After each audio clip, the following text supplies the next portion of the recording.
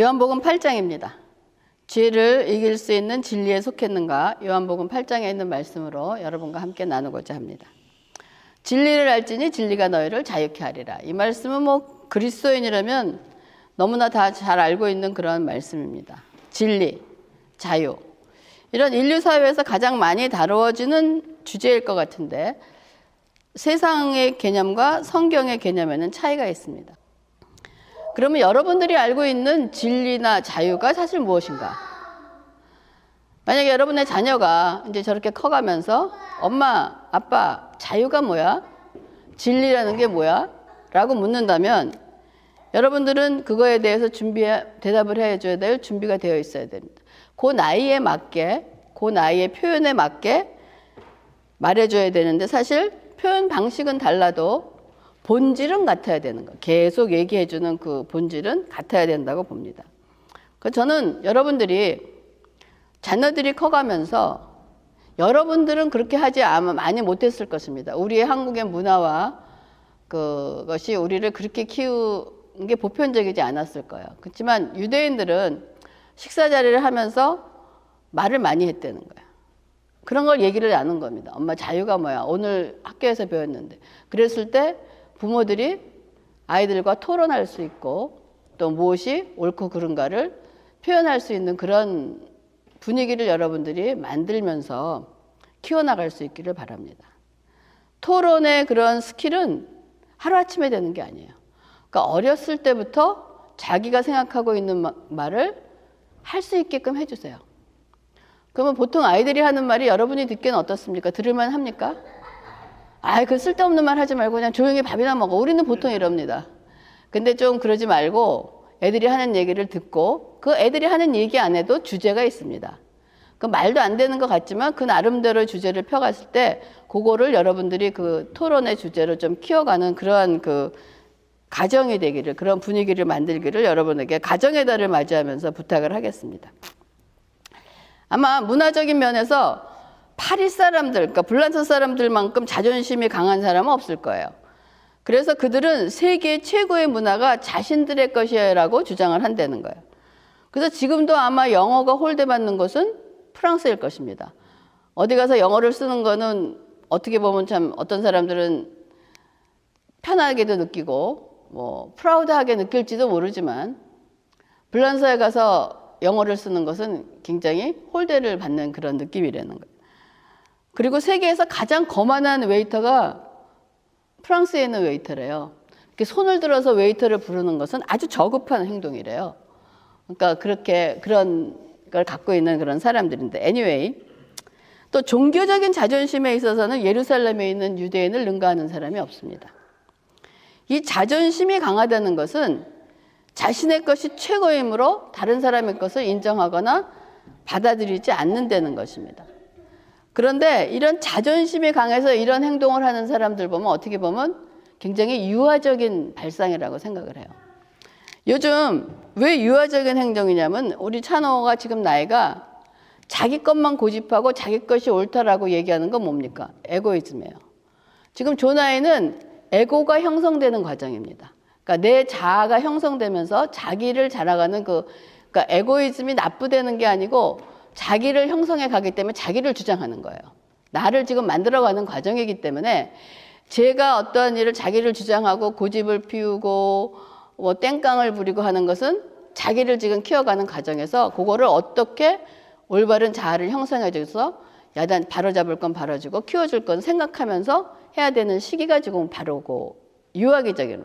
근데 어른이 돼서도 자기 것만이 옳다고 얘기하는 거 어떻게 보면 굉장히 유아적인 발상이며 유아적인 그런 태도를 갖고 있는 것입니다. 그런데 지금 이런 유대인들이 예수님의 말씀을 듣고 예수님 말씀이 맞는구나 하면서 예수님의 말씀을 받아들이기 시작했다 그래요. 지금 요한복음 8장 30절에 이 말씀을 하심에 많은 사람이 믿더라라고 되어 있습니다. 그러면 예수님이 어떤 말씀을 하셨길래 이게 믿었냐면 28절과 29절입니다. 이에 예수께서 이르시되 너희가 인자를 든 후에 내가 그인 줄 알고 또 내가 스스로 아무것도 하지 아니하고 오직 아버지께서 가르치신 대로 이런 것을 말하는 줄로 알리라. 나를 보내신 이가 나와 함께 하시도다. 나는 항상 그가 기뻐하시는 일을 행함으로 나를 혼자 두지 않으. 이 말씀은 굉장히 이해하기 힘듭니다. 여러분들도 잘 이해하기 힘들 텐데 그들이 지금 이 말씀을 이해한다는 것이 굉장히 쉬운 일은 아닙니다. 너희가 인자를 든 후에 내가 그인 줄 알고, 쭉 예수님의 십자가 사건을 얘기하는 거예요. 그리고 예수님이 곧 하나님이시라는 말씀을 지금 하고 계신단 말이에요. 근데 좌우간 이들이 어려운 말씀인데 얼마나 이해하고 받아들였는지는 알 수는 없지만은 유대인들이 이거를 믿었다 하는 것은 굉장히 놀랍고 반가운 일입니다. 그러니까 그동안 그렇게 교회를 안 가겠다는 사람이 어느 날 내가 하나님을 믿고 교회에 가겠다고 교회를 왔을 때 우리가 얼마나 반갑겠습니까? 그럼에도 불구하고 이거보다 더 놀라운 것은 예수님은 이러한 유대인의 반응을 반가워하거나 만족하지 않으시고 한마디 더 나가서 더 많은 것을 요구하시는 거예요. 그게 뭐냐? 8장 31절과 32절에 그러므로 예수께서 자기를 믿은 유대인들에게 이르시되 너희가 내 말에 거하면 참으로 내 제자가 되고 진리를 알지니 진리가 너희를 자유케 하리라는 말씀입니다. 그러니까 너희가 지금 내 말을 듣고 기뻐하고 있지만은 니네들은 내 참 제자가 아니야. 내가 말하는 걸 니네들이 정말 알아듣고 나하고 같이 속해 있는 사람이 아니야.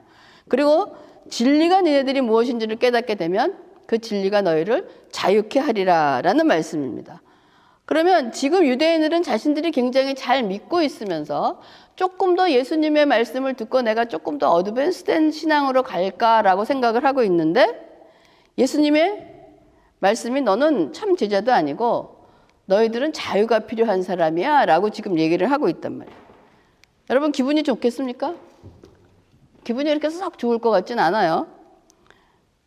그럼 여러분들은 무엇을 자유라고 생각합니까? 자유 그러면 첫 번째 딱 떠오르는 게 신체적인 자유예요. 누가 나를 구속하지 않고 내가 자유롭게 제한받지 않고 움직이는 것을 자유라고 하는데 지금 예수님과 유대인은 자유를 그렇게까지 생각하지 아주 초보적인 자유라고 생각하지 않는단 말이에요. 그러니까 33절에 보면 유대인들이 생각하는 자유에 대해서 지금 얘기하는 거예요. 그들이 대답하되 우리가 아브라함의 자손이라 남의 종이 된 적이 없거늘 어찌하여 우리가 자유롭게 되리라 하느냐라고 얘기하는 거예요. 그러니까 자유가 필요하다는 예수님의 주장의 유대인들은 자신은 아브라함의 자손이라는 신분으로 다른 사람들에게 예속된 적이 없다. 신앙적으로는 철저하게 자유로웠다는 말을 합니다. 왜냐하면 유대인들이 역사를 보면 여러 번 정복도 당하고 포로로 잡혀가서 신체적으로 노예가 된 적은 있지만 하나님께 드리는 예배의 특권을 빼앗긴 적이 없기 때문에 우리는 당당하게 신앙적인 자유를 갖고 있는 사람이다라고 얘기하는데 예수님은 이 자유에 대해서도 얘기하는 것이 아니라 니네들이 예배를 드리는 그런 자유에 대해서 얘기하는 것이 아닙니다. 예수님이 말씀하시는 자유는 8장 34절입니다. 오늘 주제입니다. 예수께 대답하시되 진실로 진실로 너희에게 이르노니 죄를 범하는 자마다 죄의 종이라. 즉 예수님께서 확인하고 싶은 것은 너희들이 예배를 드리는 자유를 가지고 있느냐 없느냐가 아니라 진정으로 죄로부터 네가 자유함을 얻었느냐를 지금 물어보시는 거예요. 죄를 범하는 자마다 죄의 종이라 함은 죄에서 자유롭지 못하면 자유인이 아니라는 것입니다. 유대인의 종교적 열정을 모르는 사람은 없을 거예요. 그들이 아무리 포로로 잡혀가고 지배를 당해도 그들의 신앙은 버리지 않았습니다. 유대 역사를 보면은 유대가 망하기 마지막에 로마와 마지막 전투지가 있었던 것이 마사다 요새인데 마지막 한 명까지 자결할 때까지 버티고 항복하지 않았습니다. 또 최근에 들어와 현대 역사를 보면은 1967년에 일어났던 제3차 전쟁, 중동전쟁, 우리가 그걸 6.1 전쟁이라고 부릅니다. 이들은 안식일을 지키기 위해서 이집트, 요르단, 시리아를 선제 공격해서 6일 만에 승리를 거두는 그런 것을 보였습니다. 어느 누구도 꺾을 수 없는 이 신앙심이며 과연 아브라함의 자손이라 할 수 있을 것입니다. 그러나 예수님은 이 죄의 문제에 있어서 자유롭지 못하기 때문에 그들에게 필요한 것은 죄로부터 자유로울 수 있는 진리라는 것을 말하고 있는 것입니다. 그럼 주님이 우리에게 질문하시는 것은 너희가 얼마나 많은 진리를 알고 있느냐가 아니라 죄를 이길 수 있는 진리를 알고 있느냐라고 물어보시는 거예요. 여러분들이 아무리 성경 말씀을 많이 알고 있어도 여러분뿐이 아니고 목사도 마찬가지입니다. 아무리 많은 성경 말씀을 알고 설교를 할지라도 나를 죄로부터 자유케 하는 진리로 하여금 자유함이 없다면 죄의 종이라는 것입니다. 그러니까 참된 진리라는 것은 어떠한 구속함을 받지 않고 하고 싶은 것을 하는 것이 아니라 하나님의 뜻을 안다면 그 뜻대로 나아가는 것이 참 자유이고 참 제자인의 삶을 산다는 거 얘기하는 것입니다. 그래서 예수께서 우리에게 주시는 자유는 죄를 이기는 진리를 주심으로 얻게 되는 것입니다. 죄에서 자유를 얻게 하면 주의 보혈이라고 찬양하는 것처럼, 그래서 이런 죄를 이길 수 있는 진리를 갖는 자가 여러분 진정한 자유를 누리는 것입니다. 그러면 죄를 이기는 진리를 그럼 이건 어떻게 얻느냐라는 거예요. 죄를 이기는 자유는 너희가 내 말에 거하면 참으로 내 제자가 되고 라고 되어 있습니다. 우리가 죄를 이기는 진리를 얻는 것은 말씀 안에 거하는 수밖에 없는 것입니다. 말씀 안에 거한다는 것은 예수님의 말씀 안으로 이사하고 그 말씀 안에서 자신의 모든 것을 제한시키는 것입니다. 그 안에 제한시키는 거예요. 근데 많은 사람들이 이사하기를 싫어합니다. 왜냐하면 지금 사는 삶의 방식, 가치관, 사고방식이 익숙하기 때문에 나의 모든 것을 버리고 새로운 것을 갖는 것은 불편하고 그냥 싫어요. 뭐 어떤 특별한 이유가 있는 게 그냥 싫은 거야. 그리고 자신의 모든 것이 제한받는 것은 제한받는 게 아주 싫은 거예요. 제한받는 거 좋아하는 사람 어디 있습니까? 그러므로 사람들은 주님의 말씀은 말씀이고 실제 행동은 내 방식대로 하기를 원하는 것이 오늘날 그리스도인들의 어떤 잘못된 삶의 방식이기도 합니다. 그러나 이렇게 하면 여러분 결코 예수님의 참 제자가 될 수가 없다는 것입니다. 내가 부모가 예수님의 참 제자가 되지 못하면 자녀를 예수님의 제자로 키울 수 없습니다. 그래서 말씀 안에 거한다는 것은 언제 무슨 일이 있어도 말씀 안에만 머물러 있고 말씀 밖으로 뛰쳐나가지 않는다는 거예요. 근데 여러분 이것이 얼마나 답답하고 미칠 일이라는 거 여러분 체험하시고 아십니다. 이것이 자유롭거나 아주 쉬운 일은 아니에요. 근데 이렇게 답답하고 제한받는 것이 여러분 자유라고 말할 수 있습니까? 근데 그게 자유라는 거예요. 그럼에도 불구하고 우리는 주님의 말씀의 경계선을 들락날락하는 것은 참 제자가 될 수가 없다는 것입니다. 우리가 생각하고 있는 내가 마음대로 할 수 있고 제한을 받지 않고 할 수 있다고 생각하는 자유는 자유가 아니고 방종이라고 생각합니다. 그렇기 때문에 우리는 진리를 바라보는 구경꾼이 되어서는 안 된다는 거예요. 우리는 하나님께 늘 질문해야 됩니다. 주여, 이 일에 대해서 주님의 뜻이 무엇입니까? 주님이 기뻐하시는 뜻이 무엇입니까? 가르쳐 주세요. 이런 삶의 표본을 보여준 사람이 성경에 많이 있지만 누굽니까? 다윗이에요. 다윗이 하나님 이 전쟁에 치러 올라가리이까 말이이까? 이기겠습니까? 지겠습니까? 항상 물어보면서 살았던 것이 다윗입니다. 하나님과 늘 질문하면서 교통했던 거예요. 그러면 우리가 하나님께 교통하고 이렇게 물어보고 하나님의 뜻을 구하면서 생기는 것이 우리에게 생기는 좋은 점이 뭐냐 이거예요. 뭐가 생기느냐? 믿음이 생기느냐. 여러분 믿음은 하나님의 선물인데 하나님께서 주시는 선물인 그 믿음을 받으면 그 믿음을 우리가 성숙되게 크게 성장시켜야 되는데 그 성장시키는 방법이 뭐냐? 하나님과의 교제입니다. 그래서 교제를 통해서 늘어가는 것이 믿음이라는 거예요. 근데 우리는 마음속에 항상 여러분 그걸로 고민하죠. 이렇게 하면 안 되는데. 그러면서 그렇게 합니다. 왜? 이렇게 하면 안 되는데는 걸 알고 있어요. 이제 말씀이 거하고 나를 그 말씀 안에서 거하고 이렇게 제한을 해서 못 나가게 해서 이렇게 하면 안 되는데 라고는 알고 있지만 그대로 행한다는 것입니다. 그러면 여러분 그러한 삶을 계속 살면 여러분 믿음이 생기지 않습니다. 맨날 넘어지고 일어나는 일만 반복한다는 거예요. 그러므로 이 진리를 깨닫지 못하고 계속해서 지금 아브라함의 자손이라고 주장하는 유대인들에게 예수님이 그들이 알아듣지 못하니까 더 심한 강한 메시지를 전합니다. 뭐라고 하냐?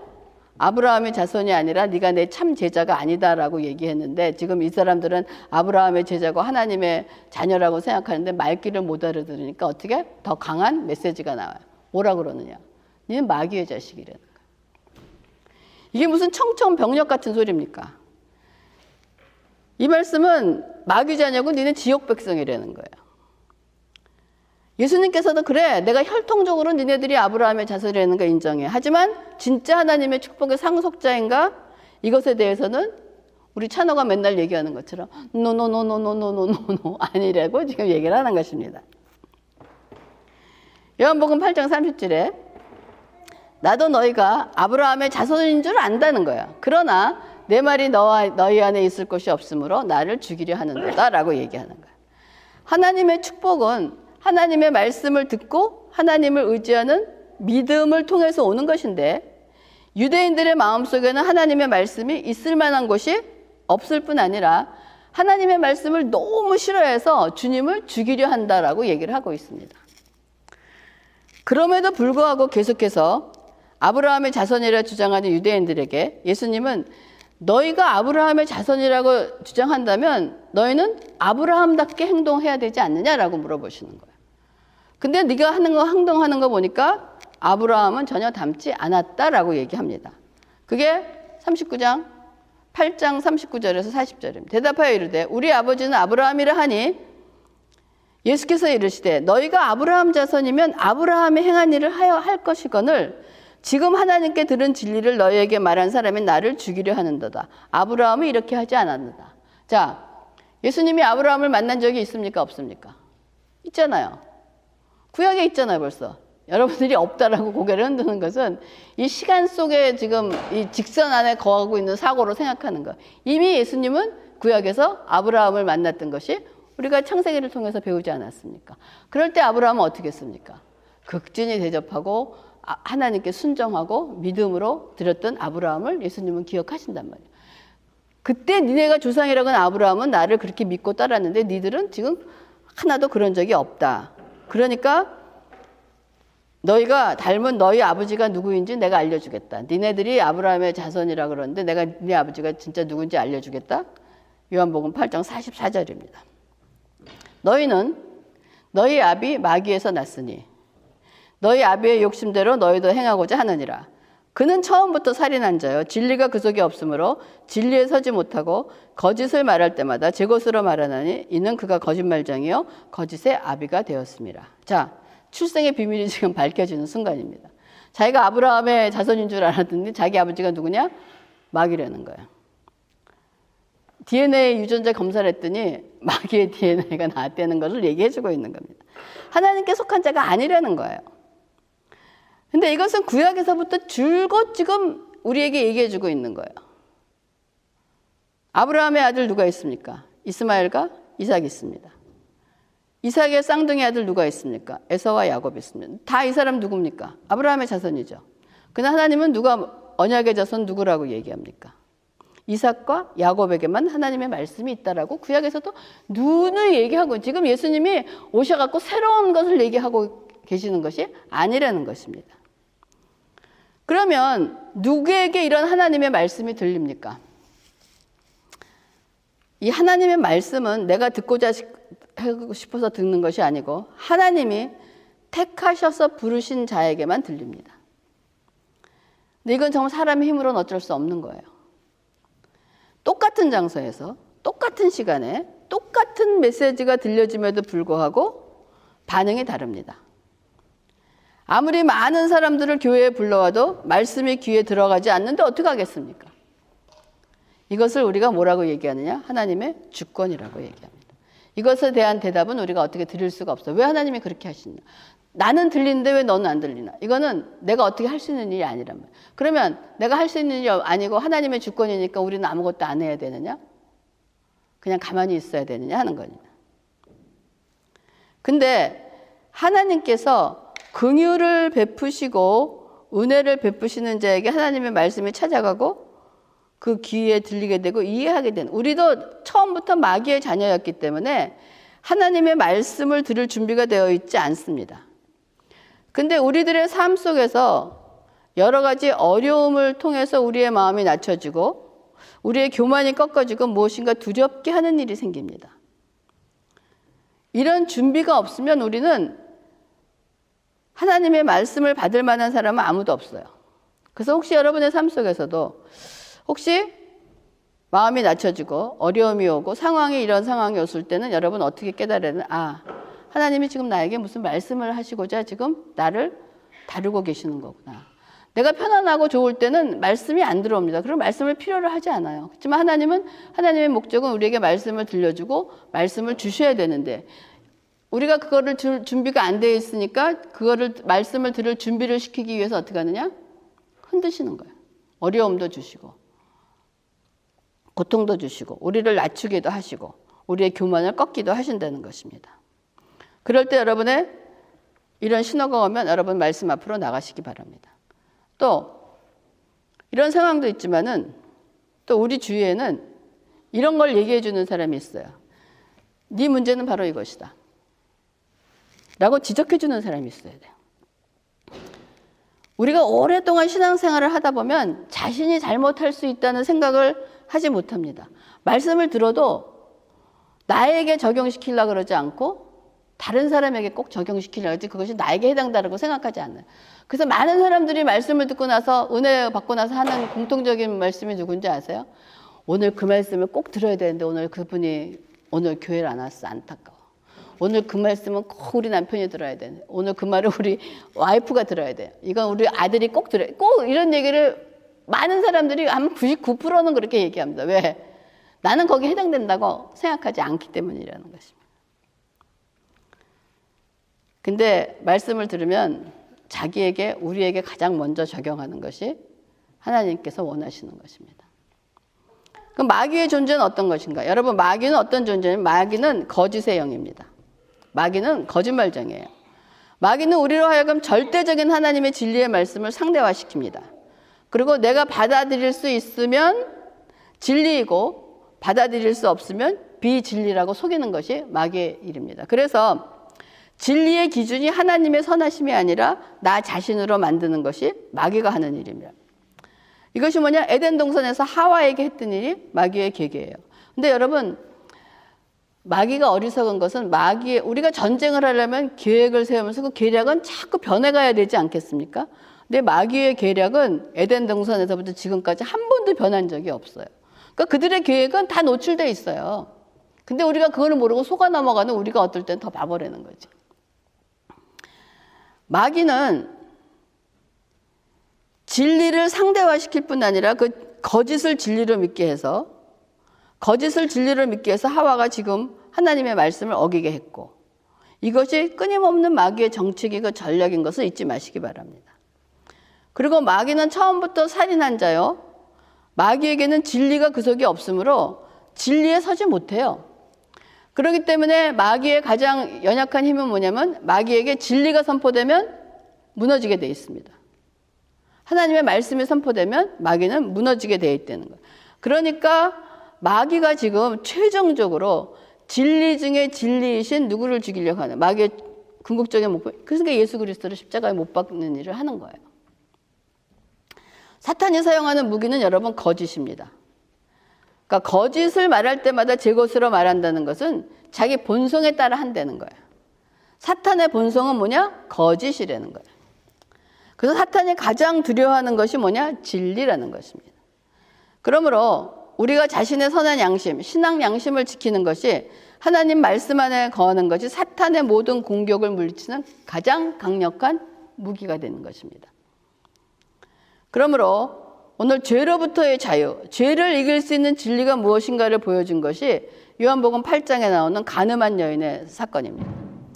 바리새인들과 서기관들이 음행을 하다가 현장에서 잡힌 현행범이죠. 그 여자를 지금 잡아다가 예수 앞에 세웁니다. 요한복음 8장 5절 6절에서 모세는 율법에 이러한 여자를 돌로 치라 명하였거니와 선생은 어떻게 말하겠나이까? 그들이 이렇게 말하면 고발할 조건을 얻고자 하여 예수를 시험함이라. 예수께서 몸을 굽히사 손가락으로 땅에 쓰시니. 자, 그들이 하는 말이 모세, 하나님의 계명에는 가늠한 여자는 돌로 치라고 했는데 당신 어떻게 하겠습니까? 하고 잡아온 거예요.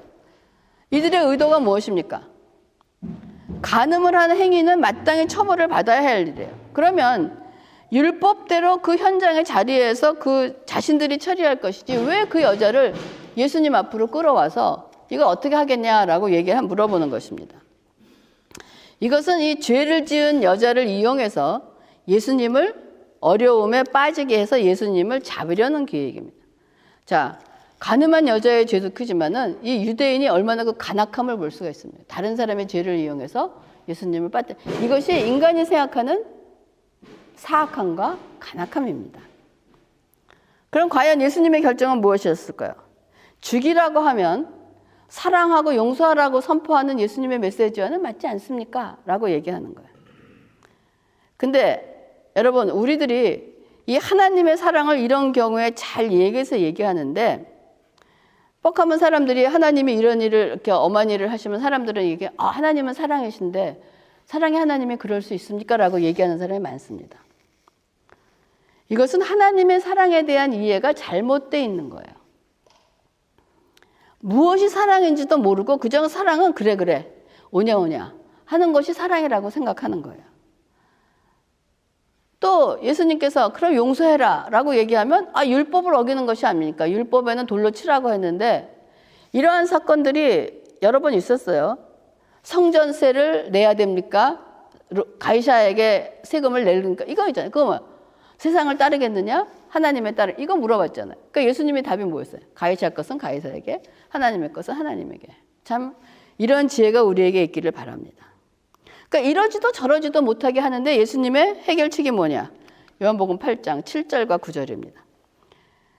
그들이 묻기를 맞이 아니하는지라 이에 일어나 이르시되 너희 중에 죄 없는 자가 먼저 돌로 치라. 그들이 이 말씀을 듣고 양심의 가책을 느껴 어른으로 시작하여 젊은이까지 하나씩 나가고 오직 예수와 그 가운데 섰는 여자만 남았더라. 10절과 11절. 예수께서 일어나사 여자 외에 아무도 없는 것을 보시고 이르시되 여자여 너를 고발하던 그들이 어디 있느냐? 너를 정죄한 자가 없느냐? 대답하되 주여 없나이다. 예수께서 이르시되 나도 너를 정죄하지 아니하노니 가서 다시는 죄를 범하지 말라. 그러니까 예수님이 이런 의도를 모르실 리 없기 때문에 이런 얕은 수법에 당하실 분이 아니에요. 그러니까 저와 여러분도 세상에 이런 얕은 수에 당하지 않기를 기도하고 지혜를 받기를 원합니다. 그래 율법대로 하자. 돌로 치라 하면 하니까 그러니까 니네들이 율법대로 하라고 오케이 좋아. 그럼 율법대로 하자. 돌로 치라. 그런데 너희 중에 죄 없는 자가 먼저 치라라고 얘기하셨습니다. 그런데 율법대로 돌을 들어 그 여자를 칠 사람이 거기 하나도 없다는 것입니다. 모두 양심의 가책을 느껴서 아무도 할 수 없다고 성경은 기록하고 있어요. 근데 여기서 사람들이 그 여자가 무슨 죄입니까? 간음해서 온 여자예요. 근데 간음한 여자를 향해서 돌로 치라라고 그랬을 때 돌로 칠 수 있을 것 같았는데 돌로 마지막으로 치라 그러니까 이들이 양심의 가책을 느꼈어 나이 들은 사람부터 어린 청년의 순서대로 갔다는 것을 보면서 여러분은 어떤 생각이 드세요? 무슨 양심의 가책을 느꼈을까요? 저는 그 양심의 가책의 종류가 다양하다고 생각합니다. 어떤 사람은 간음한 여자를 잡아와서 돌로 치라고 했지만 돌로 치려고 그러던 사람 중에 간음한 사람이 있지 않았을까요? 분명히 있었을 거예요. 우리가 남의 죄를 지적할 때 그러니까 예수님이 남의 죄를 지적하고 판단하지 말라 그랬어. 너희들이 지적하고 판단하는 그 잣대로 니네들이 판단받는다라고. 그러니까 사람들은 우리들의 특징이 뭐냐? 모든 죄가 범하면 다른 사람은 죄를 받아야 되고 심판받아야 된다고 생각하면서 내가 똑같은 죄를 졌을 때는 내가 그거를 판단받아야 된다는 생각을 안 한다는 거야.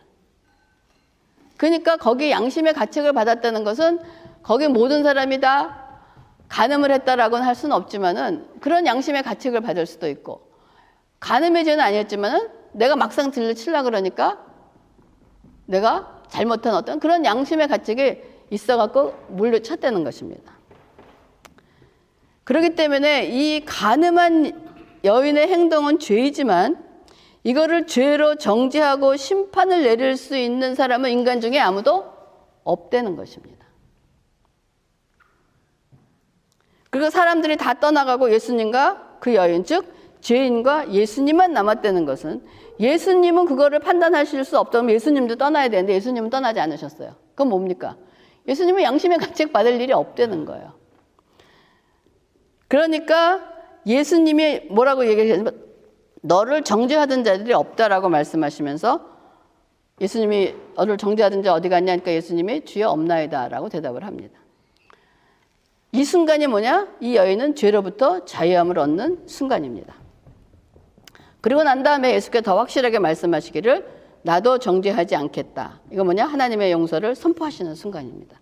그리고 용서 안 받고 자유함을 얻었으니 이제는 더 이상 죄를 범하는 삶을 살지 말라. 거듭난 삶을 살라고 이제까지의 삶의 방식을 버리고 하나님을 바라보려는 삶을 살라는 것입니다. 여러분, 지금 요한복음 8장 7절, 8절, 7절, 9절, 10절, 11절을 통해서 여러분 예수 그리스도의 십자가를 한번 끌어낼 수 있기를 바랍니다. 여기서 하나님의 공의와 십자가를 여러분 볼 수 있기를 바랍니다. 7절에 너희 중에 죄 없는 자가 먼저 돌로 치라. 하나님의 공의입니다. 하나님은 죄를 그냥 관가하지 않으세요. 죄는 반드시 심판을 받아야 되기 때문에 돌로 치라고 얘기를 하십니다. 이것은 하나님의 공의의 성품입니다. 죄를 그냥 넘지 않고 반드시 심판하고 가신다는 거예요. 그랬더니 8장 9절에 양심의 가책을 느껴 어른으로 시작하여 젊은이까지 하나씩 나가고 오직 예수와 그 가운데 선 여자만 남았더라. 죄를 심판하시는데 인간 중에는 인간의 죄를 심판할 사람이 하나도 없다는 것이 얘기를 하고 있습니다. 이것이 로마서에 나오는 말씀이 뭡니까? 의인은 없나니 하나도 없다는 것을 얘기해 주고 있는 거예요. 오직 양심의 가책이 없으신 예수님과 죄인만 남았다는 것은 죄인을 심판하실 수 있는 분은 오직 예수님 한 분밖에 없다는 것을 얘기하고 있는 것입니다. 그러고 난 다음에 8장 10절에 너를 고발하던 그들이 어디 있느냐? 너를 정죄한 자가 어디 있느냐? 자, 고발하고 정죄하는 자는 누굽니까? 마귀의 일이 고발하고 고소하는 거예요. 고발 고소하는 겁니다. 마귀가 없어졌다는 것은 힘을 잃었다는 거예요. 자, 재판장에서 고소인이 없어졌다는 것은 뭡니까? 기소가 취소됐다고 얘기하는 건가요? 그러면 무죄가 되는 거 아니겠습니까? 죄를 판단할 수가 없는 일 아니겠습니까? 그러니까 진리이신 예수님의 죄 없는 자가 먼저 돌로 쳐라, 이것은 죄 없는 자가 있으면 나와보라는 거예요. 그냥 의인은 없다, 하나도 없다는 진리의 말씀이 선포되자 마귀는 힘을 잃고 사라진 것입니다. 이것이 진리이신 예수님의 승리를 상징하는 것입니다. 그리고 마지막 절에 11절 나도 너를 정죄하지 아니하느냐 가서 다시는 죄를 범하지 말라. 죄사함의 선포입니다. 여러분, 초림 예수는 정죄하러 오신 것이 아니라 죄사함을 위해서 오신 것입니다. 그래서 우리를 정죄하지 않으십니다. 우리의 죄를 용서해 주시고 죄사함을 받았다 선포하십니다. 그리고 난 다음에 주 안에서 새로운 삶을 살라는 것이 우리에게 주시는 찬스입니다. 그러나 마지막 재림 예수는 심판해 줍니다. 용서하러 오시는 것이 아니고 우리에게 세컨 찬스를 줬잖아요. 이 찬스를 주고 나중에 오시는 예수님은 심판의 예수로 오십니다. 여러분, 말씀을 마무리하겠습니다. 간음한 여인이 자유함을 얻고 지금 죄사함을 받았습니다. 여기서 이 여인은 자신의 죄값인 돌로 맞는 일을 당하지 않고 지금 죄사함을 받았어요. 그렇죠? 그러나 이 여인이 받을 돌 판매를 받으실 분이 누굽니까? 이 여인은 돌 판매를 받아서 죽어야 돼, 마땅히. 근데 이 돌 판매를 대신 받은 사람이 누구예요? 예수님입니다. 그러므로 예수님의 십자가는 하나님의 공의와 사랑이 함께하는 것입니다. 이거는 뗄래야 뗄 수가 없는 거예요. 예수님의 십자가에는 하나님의 공의와 사랑이 함께 공존하는 것입니다. 그러므로 마귀의 자식이었던 우리들은 하나님의 은혜로 죄를 이기는 진리, 예수를 만난 죄사함을 받고 죄로부터 자유함을 얻은 자유인입니다. 이제부터 우리의 삶은 예수님의 말씀대로 나도 너를 정죄하지 않으니 가서 다시는 죄를 범하지 말라. 우리의 할 일은 가는 것입니다. 가서 우리의 삶의 현장에서 다시는 죄를 범하지 말라. 그거는 죄의 세력 안에 거하지 말고 하나님 말씀으로 이사해서 하나님 말씀대로 살면서 진정한 자유를 누리는 삶을 살라는 축복의 말씀입니다.